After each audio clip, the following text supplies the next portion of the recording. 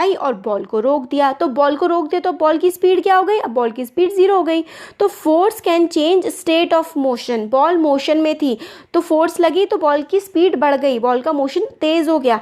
फिर गोलकीपर वाली जो है फोर्स लगी तो बॉल रुक गई। तो हमें समझ में आ गया ना ये बात। अब force can change speed of motion, जो गति से चीज़ चल रही है उसकी स्पीड चेंज हो सकती है अगर फोर्स उस पर लग जाए तो ये वाली चीज़ हम लोगों ने बहुत अच्छे से समझ ली।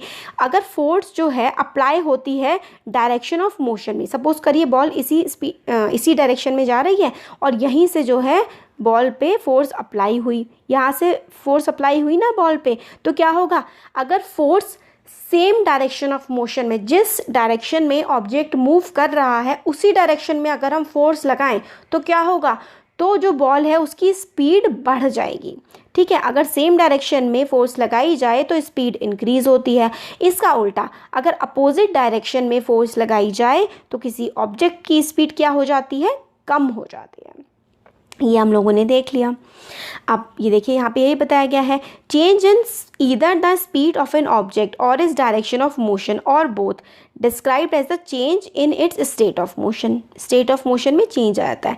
Change in either speed of object, object की स्पीड भी चेंज हो जाती है, डायरेक्शन ऑफ मोशन भी चेंज हो जाता है।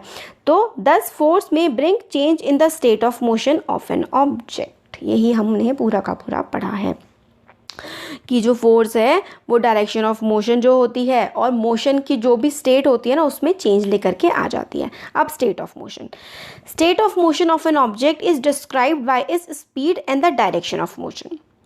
तो स्टेट ऑफ मोशन जो है किसी भी ऑब्जेक्ट पे लग रही है वो कैसे डिस्क्राइब करते हैं, उसकी स्पीड से और उसके डायरेक्शन से।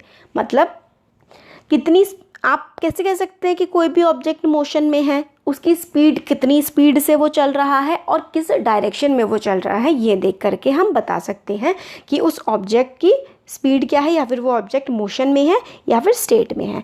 अगर कोई चीज़ रेस्ट पे होती है तो उसकी स्पीड 0 होती है, ये हम लोगों ने पढ़ लिया है। अब does it meant that application of force would always result in the change in the motion of object। अब क्या ऐसा है कि हमेशा जब भी हम किसी चीज़ पे फोर्स लगाएं तो वो स्पीड, वो ऑब्जेक्ट जो है वो मोशन में आ जाएगा। मतलब आपने अपने फ्रेंड को धक्का दिया तो वो तो गिर जाएगा, है ना। बट अगर आप अपने घर की दीवार को धक्का देंगे तो क्या दीवार हिल जाएगी?